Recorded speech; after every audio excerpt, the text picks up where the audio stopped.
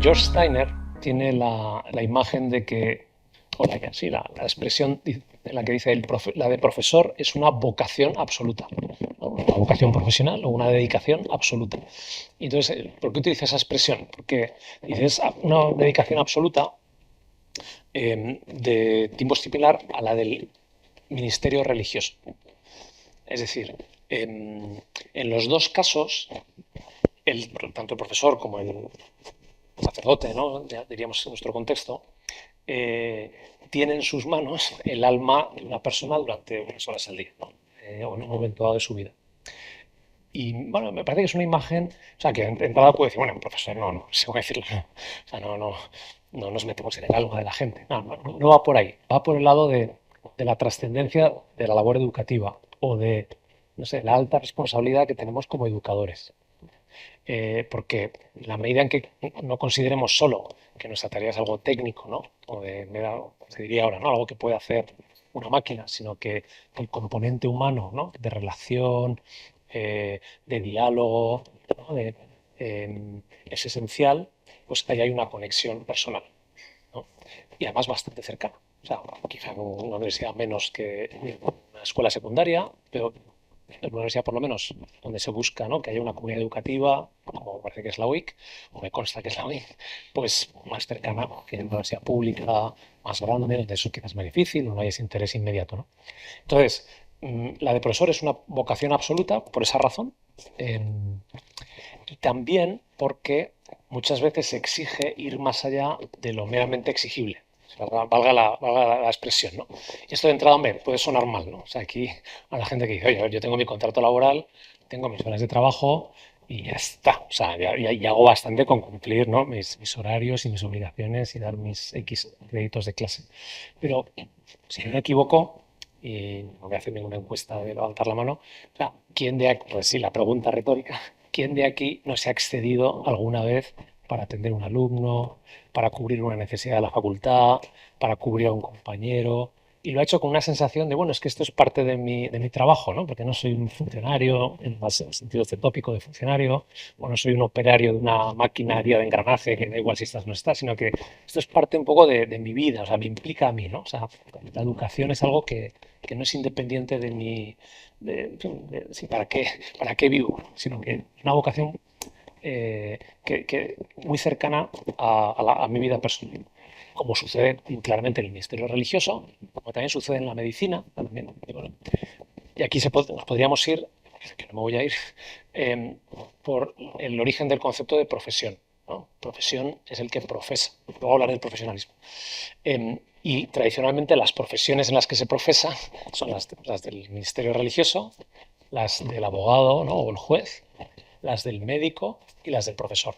O sea, esas cuatro profesiones tradicionalmente se han visto como unas profesiones de especial relevancia para la sociedad y para quien las ejerce como con una exigencia mayor que la del conductor de autobús con toda su dignidad o el vendedor en la cafetería. Creo que lo entendemos, ¿no? A veces no, porque bueno, todos los trabajos son igualmente dignos, sin duda, pero el tipo de exigencia que supone o el tipo de dinámica en el que uno se mete es distinto. Para bien y para mal, o sea, es más exigente, también me parece que es más satisfactorio, ¿no? Porque pues, la relación personal. Muy bien. Eh,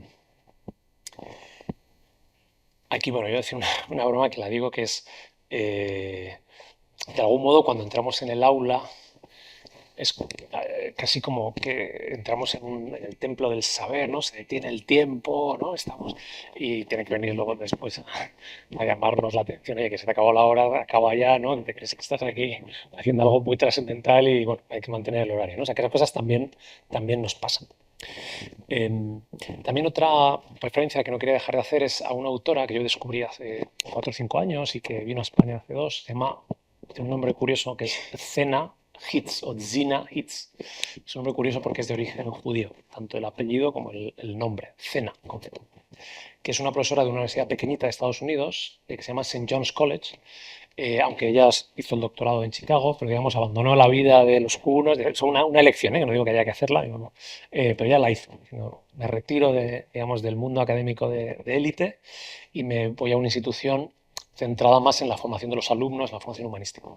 Más allá de eso, eh, escribió un libro que se ha publicado en español hace un año y medio o dos, que en español es Pensativos, los placeres ocultos de la vida intelectual.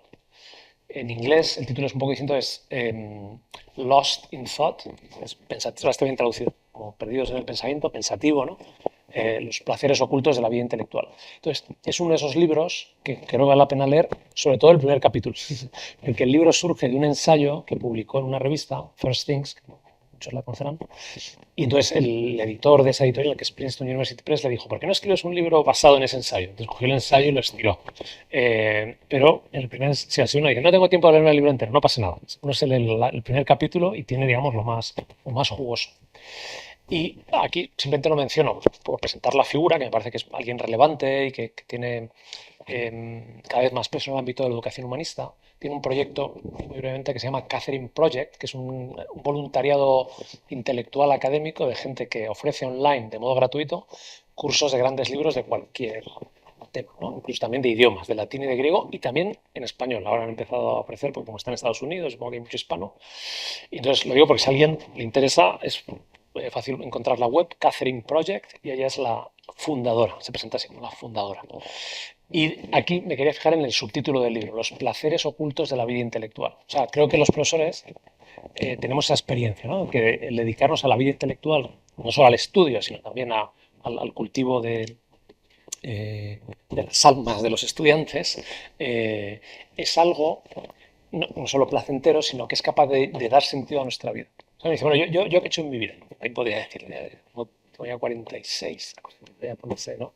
Cuesta abajo, pero en fin, girando, ¿no? O sea, ya la sombra ya. Dice, ¿yo qué he hecho en mi vida?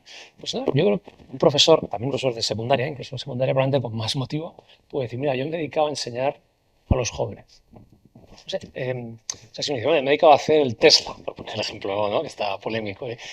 Pues bien, pero el Tesla pasará y luego habrá otros coches mejores. Pero dejar huella, ¿no? En los jóvenes es algo algo muy especial, ¿no? Algo muy único. Esa es la idea. Esa es la idea que creo que valía la pena para introducir. Eh, Muy bien. He mencionado ya esto de que muchas veces exige, ¿no? Ir más allá de la obligación. Quería añadir que, claro, eso es un arma de doble filo, ¿no? De hecho, cuando di esta sesión la primera vez, estaba ahí un vicerrector y le gustó cuando dice el siguiente matiz, dentro de lo razonable, ¿no? O sea, porque a veces, ¿no? Y sobre todo en instituciones, ahora se emplea esta expresión. Instituciones con identidad definida o con sentido de misión, o sea, que no son religiosas, pero incluye las instituciones educativas con idea religiosa. Entonces, claro, el peligro de estas instituciones es que, no sé cómo decirlo, uno se ve tan implicado que a veces puede verse arrastrado, ¿no? Y un poco, digamos, estirado demasiado, pues, dentro de lo razonable. Pero creo que vemos claro que la profesión de educador nos exige ir más allá de lo que estrictamente pone el contrato. Otra, digamos, una segunda idea que quería decir o contar, es un sucedido real de hace año y medio. Hay un programa aquí que se llama Gaudí, ¿no? Me parece, que es para los profesores jóvenes o no tan jóvenes, para los profesores. Ahí en Navarra hay un programa equivalente o parecido que se llama Docens, que ese sí que es para los jóvenes. Ahora ha empezado otro para los seniors, que se llama los seniors, un nombre así, digamos, de marketing, es Semper Professor, ¿no? Siempre profesor. Para no decir, no, profesores viejos. Entonces, el Docens, que es para los profesores doctores que empiezan, pues tiene una sesión que se titula Las misiones de la universidad, que yo la llevo dando 3 o 4 años, ya cuando creo que ya el año que viene no me invita, bueno, voy a estar fuera, pero también porque ya deben estar cansados de oírme. Y entonces di esa sesión donde hablé de estas cosas que mencionaba ahora, más o menos, y de lo que voy a seguir diciendo, la educación del carácter, ¿no? Y que no somos, bueno, que nos interesa la persona entera. Sirve, bueno, lo formulo porque a lo mejor yo tengo mis conceptos que no son los que tiene por qué tener todo el mundo que está aquí. Hasta no hace muchos años era frecuente utilizar el término educación integral. Hoy en día está menos de moda, es una palabra antigua, pero en fin, estoy viendo ese concepto. Es decir, que la educación se dirige a la persona entera. Aquí tiene un pequeño apunte que es algo que también me sucedió, distinto de lo de entonces. Estuve en la Facultad de Educación de la Universidad Complutense, en el Departamento de Teoría de la Educación, en un seminario sobre el libro de educación liberal y estaban todos, digamos, la verdad, pues un grupo bastante unido, podía haber no sé, 30 profesores, lo que sí, y varios catedráticos. Y entonces, claro, yo fui a hablar de la educación liberal, que es lo mismo que decir la educación humanista, ¿no? Y toda educación humanista para arriba, educación liberal para abajo. Y en el turno de preguntas, un catedrático que se llama Fernando Gil Cantero, algunos lo conocerán, que es, digamos, de los ya con mucha solera, me dice, no, encantado, 100% de acuerdo, solo tengo una objeción, que es la educación no tiene apellidos. O sea, si es educación, es educación. Es educación moral, es educación intelectual, es educación integral, es educación humanista. O sea, nos entendemos cuando hacemos las diferencias. Pero el decir, no, aquí en este centro educativo, en esta universidad, es educación humanista. Entonces, creo que se entiende la idea. O es educación, pues la palabra integral serviría, o no es educación. Podemos discutir entonces qué tiene que ser la educación, pero no podemos fragmentarla, ¿no? Bueno, esa es la idea. Entonces, ¿qué pasó con los profesores del Docens? Que vine a decir, nuestra tarea educativa, lo queramos o no, tal y como he empezado aquí, tiene un impacto en la vida de los jóvenes. Es más, nos interesa, puedo decir, utilizar así las palabras, en la medida en que tenemos una inspiración cristiana, nos interesa el alma de los jóvenes como institución, y a ti como asesor, y a ti como profesor también de modo general. O sea, no ves delante un cheque bancario, ¿no?, para la cuenta de resultados de la universidad, sino que ves a una persona, alma aquí en el sentido más general, ¿no? Solo en el sentido religioso también. Entonces, en el coloquio, y además eran gente que yo le había dado clase, en fin, esto que estás, ¿no?, está clínico, me dicen, no, sí, todo muy bien, pero, a ver, realmente, o sea, tú piensas que yo, de 30, 32 años, estoy capacitado para ayudar a crecer, que es ese giro, a un chico de 18 o una chica de 20 años. Yo estoy capacitado para eso. Y me lo decían por dos razones. Una, porque nadie me ha dado ninguna formación, ¿no? O sea, me han dado formación para dar clases en el mejor de los casos.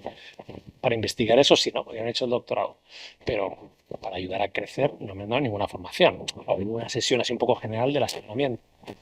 Y la pregunta a mí me golpeó, porque dije, claro, espera. Por dos razones. Una, la pragmática, o sea, habría que dar formación, pero más allá de eso, que también quería decirlo, porque es una de las ideas, digamos, de fondo de este escritor, que es muy sencillo, es en realidad eh, educar a una persona en esa dimensión más personal, ética, del carácter, por emplear esa palabra, no es algo que nadie esté capacitado para hacer. Si uno quiere, ¿cuál es la idea principal que le gustaría a José María hoy compartir?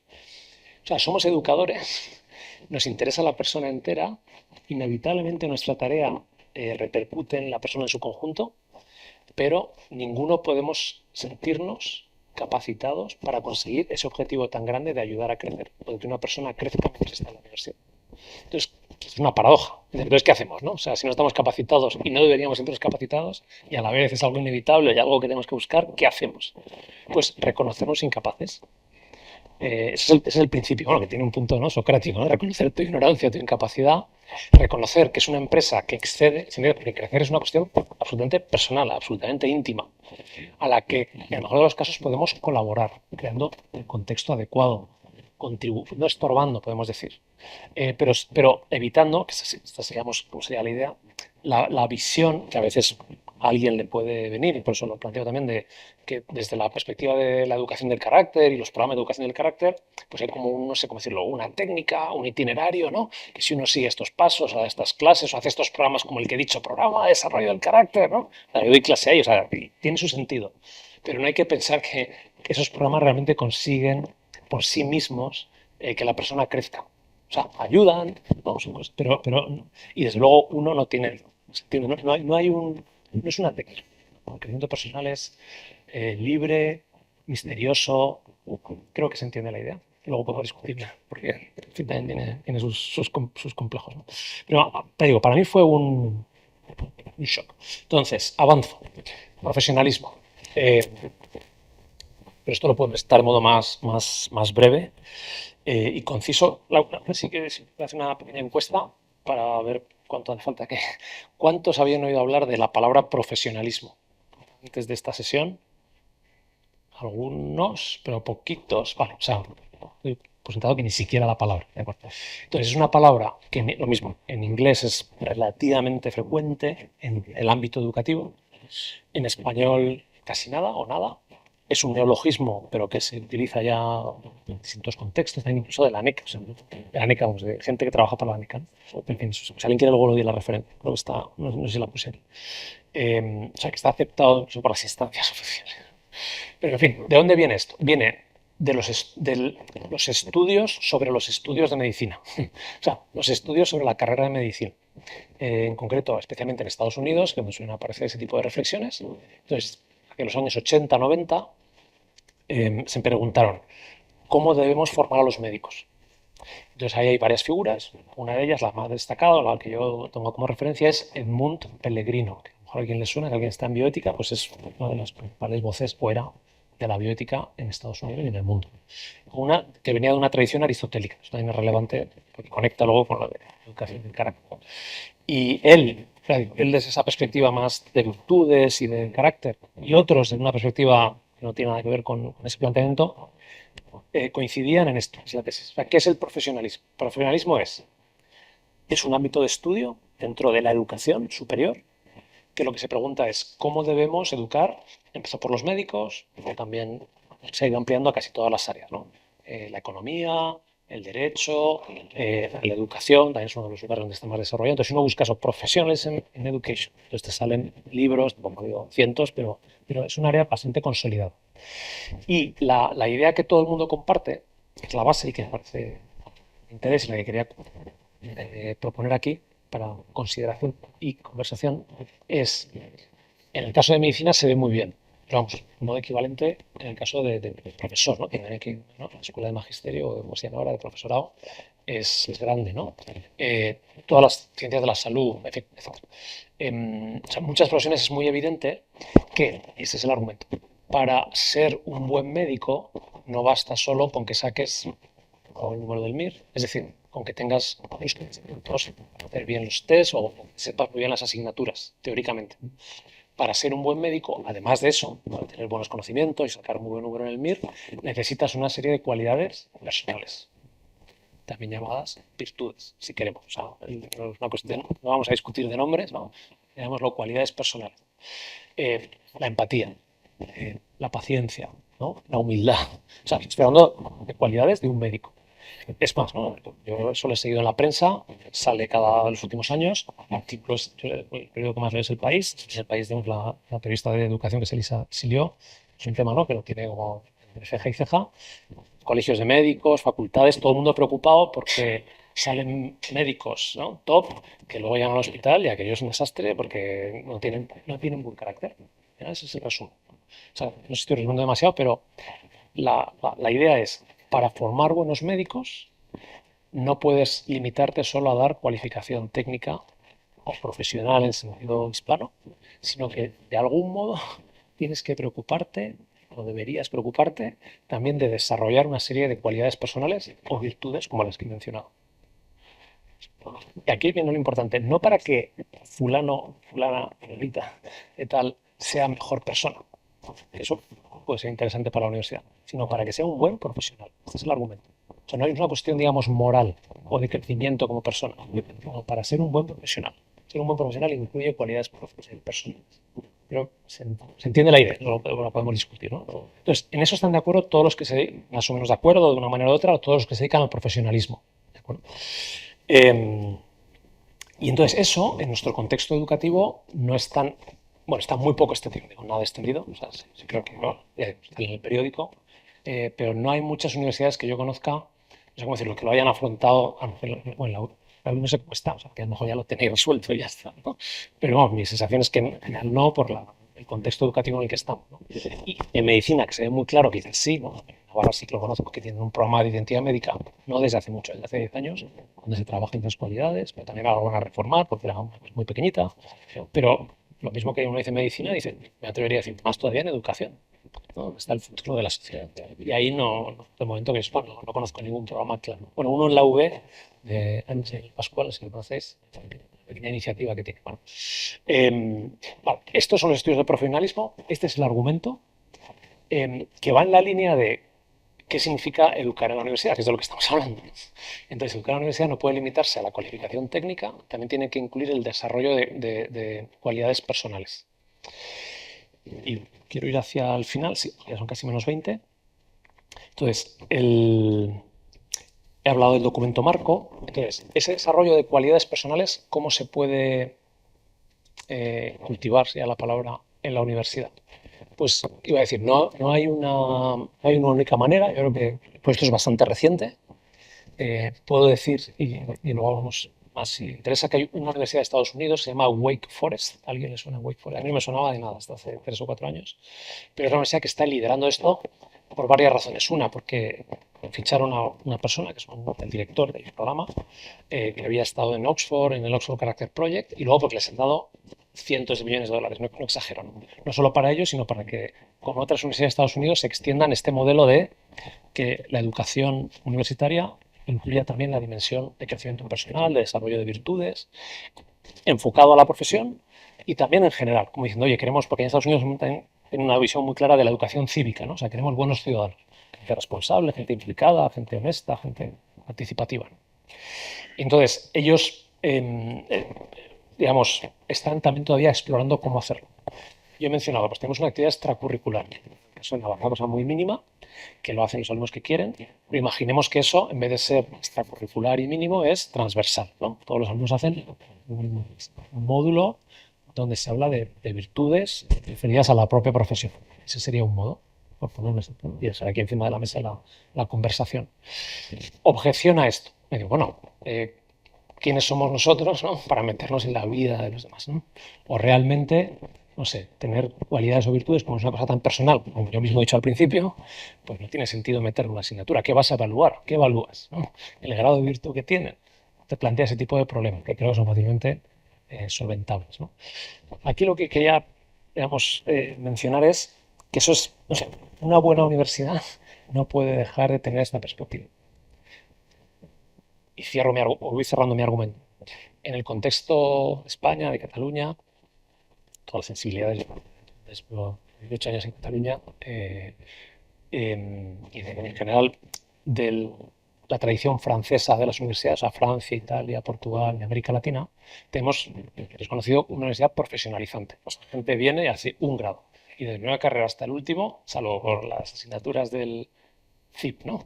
Sigue llamándose así, aunque con otro significado, cultura y pensamiento, ¿no? Salvo por esas asignaturas que son la excepción, ¿no? Todo lo demás es, pues, de la materia, de la disciplina, que tiene sus ventajas. No lo voy a criticar, o sea, me parece que es peor que otros, pero es el que tenemos. Y pienso que no es viable el plantearse, no, vamos a hacer un modelo americano, no es viable. Vamos a hacer un modelo alemán, no es viable. Porque tenemos una cultura, tenemos unas leyes, tenemos un modelo muy estatista, muy regulador, que no te permite. Entonces, sin, digamos, pretender cambiar el modelo universitario que tenemos, que es profesionalizante, o sea, orientado a que tú estés cualificado para una profesión, muy bien cualificado, pero solo para esa, y que el mercado laboral es muy rígido, con el argumento del profesionalismo, creo que cualquier rector, que aquí el rector y que honra los presentes, cualquier rector de cualquier universidad española podría estar de acuerdo en que preparar profesionales no puede limitarse solo a la transmisión de conocimientos y competencias técnicas, sino que debe incluir el desarrollo de cualidades personales, o virtudes, o valores, o como se les quiera llamar. Y entonces es una novedad tremenda. Vale, o sea, yo sonaría como, o sea, si lo planteara al revés, y con esto ya estoy una idea y termino. Cierro. Son muchas cosas ahí, pero bueno, creo que es suficiente. Claro, si lo plantearas diciendo, no, la universidad es una comunidad de personas, nos preocupa la persona entera, por lo tanto no debemos limitarnos solo a dar títulos, sino también a que las personas crezcan moralmente, pues muchos dirían, no, la universidad no es eso. Y sería legítimo, o sea, sería legítimo las dos posturas. Sería capaz de defender una y otra. Pero me parece que esta vía, que me convence más, que es ir por la línea de la profesión, sí. O sea, somos universidades que preparamos profesionales. Queremos buenos médicos, queremos buenos abogados, queremos los mejores profesores de secundaria y de primaria en la sociedad. Pues si queremos realmente buenos profesionales, ese ser buenos profesionales pasa porque desarrollen ciertas cualidades personales. Y las tienen que desarrollar en la universidad, o desde la universidad, o a partir de la universidad, no sé. Y si nosotros no lo tenemos en la cabeza, lo incluimos de alguna manera, pues estamos fallando en la preparación profesional. Es un argumento estrictamente de ser buenos profesionales o preparar buenos profesionales. Y la última referencia, que no habla nada de los grandes libros, es esta. Cuando se habla, yo tengo por lo menos este esquema que a mí me sirve. Antes he utilizado el término educación integral, que digo, está muy en boga, pero bueno, es claro. La educación integral incluiría todas las dimensiones de la educación, que una vez más, ¿no? Las divisiones siempre son arbitrarias, pero podemos reducirla como a tres niveles, tres áreas de la educación. Una, la más referida al ejercicio de la profesión, a los conocimientos que adquirir, técnicos, teóricos. Otra, el desarrollo de estas cualidades personales, que creo que se le puede llamar educación del carácter, porque también es un término que en España está estigmatizado por razones conozco, sino que desconozco, que me conozco, que mejor es, se puede decirlo, normalizar el discurso, ¿no? Porque en el mundo internacional se utiliza sin ningún problema, ningún complejo. Además, la palabra carácter es bellísimo. O sea, los que nos dedicamos a la ética es como el ethos, es como el núcleo de la persona. ¿No?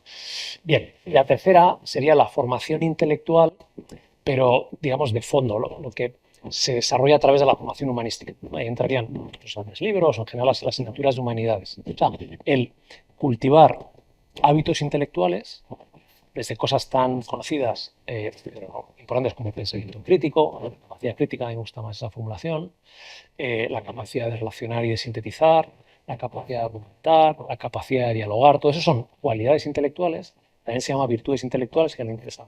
Puedo mencionar algo sobre esto, porque también eso es lo que estoy trabajando ahora, que se consiguen cultivar a través de, principalmente, asignaturas de tipo humanístico o contenidos de tipo humanístico. Enfrentarte a interpretar una obra de arte, ¿no? A leer un texto difícil, a tener una clase de seminario. Los grandes libros es una de las maneras, no es la única. Pero digamos que si uno dice, digamos, ¿cuáles son las tres áreas de una educación universitaria completa? Evidentemente la innegable y muy buena y muy noble preparación profesional. El desarrollo de cualidades personales, que podríamos conectarlo con la educación del carácter, y el desarrollo de cualidades intelectuales, que es, digamos, más bien a través de, se suele llamar formación humanística en general, o currículum, o como se prefiera.